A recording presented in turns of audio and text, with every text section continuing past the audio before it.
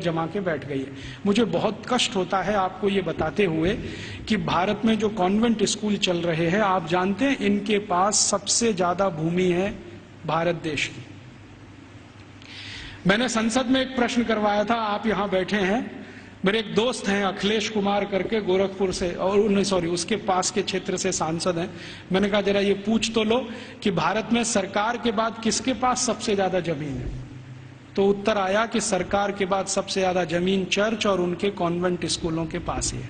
Railway से भी ज्यादा जमीन इनके पास है और हजारों हेक्टेयर जमीन एक एक रुपए के लीज पर दी गई है। हजारों हेक्टेयर, 1 रुपए का लीज, 2 रुपए का लीज, माने साल में वो 1 ही रुपया देते हैं। हजारों एकड़ जमीन भारत की इस्तेमाल कर रहे हैं और उनकी मिल्कियत है।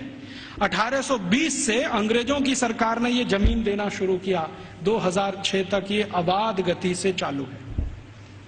हमारी ही जमीन है, हमारा ही पानी है, हमारे ही संसाधन है।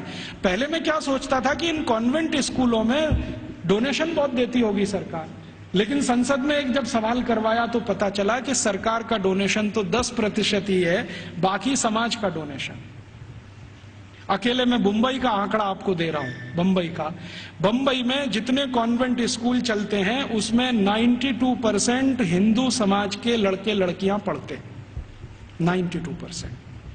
2.5% क्रिश्चियन समाज के हैं और बकाया में मुसलमान हैं। ये है स्थिति। तो 92% विद्यार्थी हिंदू समाज के जो पढ़ते हैं बंबई में कॉन्वेंट स्कूलों में, वो सब विद्यार्थी के माँ बाप 1 साल की फीस के रूप में 18,000 करोड़ रुपए देते हैं। आप सोचते हैं ये रकम कितनी बड़ी है? राजस्थान सरकार के बजट का लगभग आधा बंबई, सिर्फ बंबई के कॉन्वेंट, फिर कलकत्ता के कॉन्वेंट, मद्रास के कॉन्वेंट, हैदराबाद के कॉन्वेंट, दिल्ली के, इन सबको मैंने जोड़ना शुरू किया। फिर बी क्लास सिटीज के कॉन्वेंट, जैसे अजमेर है, जयपुर है, ऐसे शहर, फिर सी क्लास। कुल कॉन्वेंट स्कूलों में साल का भारतीय समाज के द्वारा 1 लाख करोड़ रुपए से ज्यादा का डोनेशन और फीस दी जा रही है।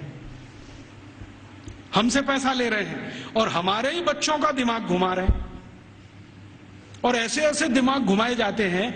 एक कॉन्वेंट स्कूल के खिलाफ मैंने मुकदमा दाखिल किया हुआ है गुजरात हाई कोर्ट में। मामला क्या था, छोटे छोटे बच्चे वहां पढ़ने को आते हैं, तो उन बच्चों को लेने के लिए बस जाती है, तो ड्राइवर को कहा जाता है कि जानबूझ के बस बंद कर देना। तो कभी भी वो ड्राइवर बस बंद कर देता है। फिर बच्चों को कहता, देखो बस खराब हो गई, तुम्हारे भगवान का नाम लो। तो बच्चे का नाम लेते हैं, हनुमान जी का, राम का, बस चालू नहीं होती। फिर वो कहता, देखो तुम्हारे भगवान तो कमजोर हैं, ये तो चालू नहीं हो रही, अब ईसा मसीह का नाम लो। जैसे ही बच्चे ईसा मसीह का नाम लेते हैं वो तुरंत स्टार्ट कर देता है। तो 3-3 साल के बच्चों के दिमाग में आ जाता, अरे ईसा मसीह तो बहुत ताकतवर है। फिर वो बच्चे आके अपने घर में मम्मी पापा को बोलते हैं, अरे देखो हमारी बस खराब हो गई थी, हमने ईसा मसीह का नाम लिया, वो चालू हो गई। ये मैंने एक घर में एक बच्चे के मुंह से सुना, उस दिन मेरी आत्मा हिल गई। मैंने कहा ये हो क्या रहा है? आज मैं आपके यहां आने से पहले शाहपुरा एक छोटे से नगर में था, तो वहां पर राम सनेही संप्रदाय के एक बड़े संत हैं। उन्होंने तो कहा कि इतना ही नहीं होता, कॉन्वेंट स्कूल में आगे भी होता है। बच्चे जो छोटे छोटे होते हैं ना, जिनके मन भोले भाले हैं, उनको एक खेल खिलाया जाता है कि उनके राम और कृष्ण है ना, उनकी मूर्तियां बनाई जाती हैं मेटल्स की और बच्चों को दिया जाता है। फिर वो कहते हैं कि स्विमिंग पूल में इनको तैराओ, तो बच्चे उनको डाल देते हैं, वो सब डूब जाती है क्योंकि मेटल्स की। तो कहते हैं देखो तुम्हारे भगवान डूब गए। फिर उन्हीं छोटे छोटे बच्चों को काष्ठ की मूर्तियां दी जाती है, लकड़ी की, ईसा मसीह की, कहते हैं तैराओ, तो वो तैरने लगती है। तो बच्चों को कहते हैं देखो ईसा मसीह इतने ताकतवर हैं कि वो तैर सकते हैं, रामकृष्ण तो डूब गए, तो तुमको भी डूब। तो लोकमान्य तिलक की इस बात को फिर याद करें, दुश्मन हमसे ताकतवर है, बहिष्कार करो और असहयोग करो। बाद में गांधी जी ने उसको और तेज से कहा।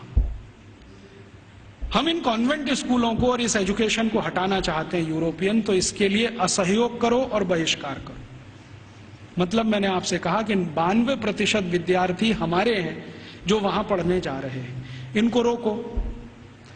और हम इसको अपने घर से शुरू करें कि हम हमारे घर के किसी बच्चे को कॉन्वेंट में नहीं पढ़ाएंगे।